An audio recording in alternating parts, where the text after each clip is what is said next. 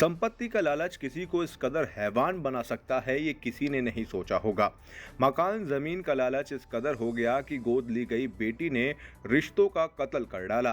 इतने सालों तक पालने पोसने वाले माता और पिता की गला रेतने में बेटी के हाथ एक बार भी नहीं कांपे। थाना बर्रा क्षेत्र में हुए दोहरे हत्याकांड को पुलिस ने कुछ ही घंटों में खोल दिया। पुलिस ने न केवल आरोपी बेटी और उसके प्रेमी के भाई को भी गिरफ्तार किया है।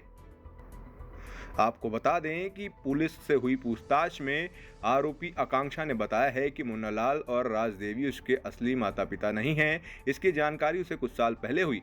दोनों का व्यवहार मेरे साथ भेदभाव वाला था। जितने पैसे वो चाहती थी उतने पैसे नहीं देती थी, जबकि भाई की हर डिमांड पूरी होती थी। हर वक्त डांट डपट कर बात करते थे। इससे वो उन्हें रास्ते से हटाकर पूरी संपत्ति पर कब्जा करना चाहती थी।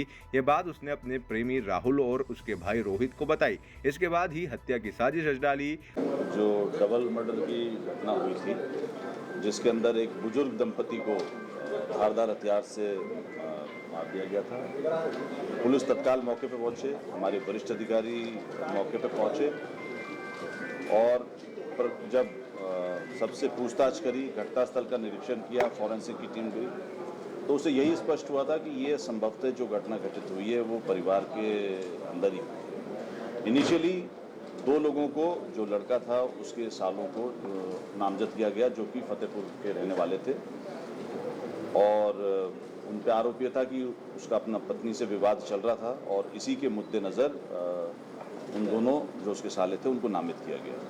पुलिस ने अपनी तफ्तीश शुरू करी और पहले ही करीब 1-1.5 घंटे के अंदर ही क्लियर हो गया कि ये नामजदगी गलत है। और उसके पश्चात जब फॉरेंसिक की टीम ने उसकी बेटी से, भाई से सब चीज़ों के बारे में पूछताछ करी, तो ये चीज़ निकल कर आई कि इस घटना के पीछे जो मृतक हैं उनकी बेटी ही का ही हाथ। मुख्य रूप से जो निकल कर आया उसके अंदर कि उसने अपने जो उसका एक प्रेमी था रोहित उत्तम, उसको उसने बुलवाया था और इससे पहले जो आया था उससे पहले उसने जूस के अंदर कुछ नशीला पदार्थ मिलाकर अपने भाई को और अपने माता पिता को दे दिया था, तो दोनों बेहोश थे।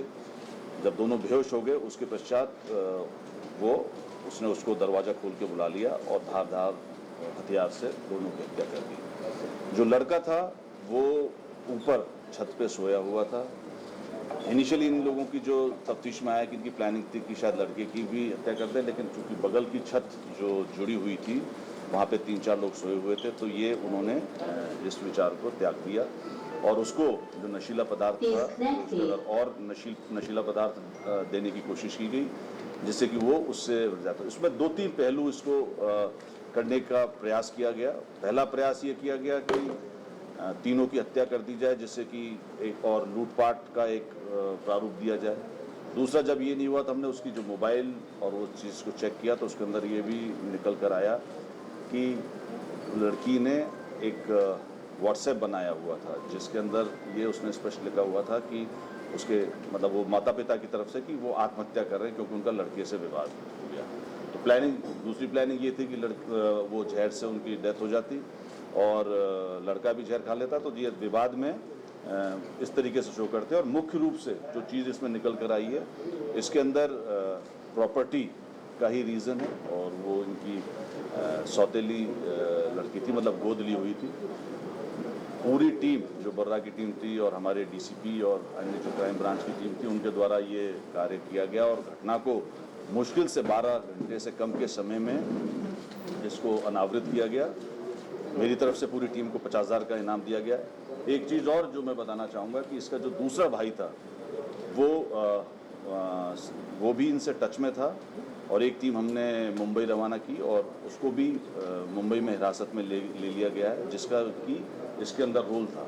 और मुख्य रूप से उसका रोल ये आया था कि उसने ये जो क्या कहते हैं जो नशीला पदार्थ था वो उसने सप्लाई किया था और वो मिलिट्री इंटेलिजेंस में नौकरी करता है मुंबई में।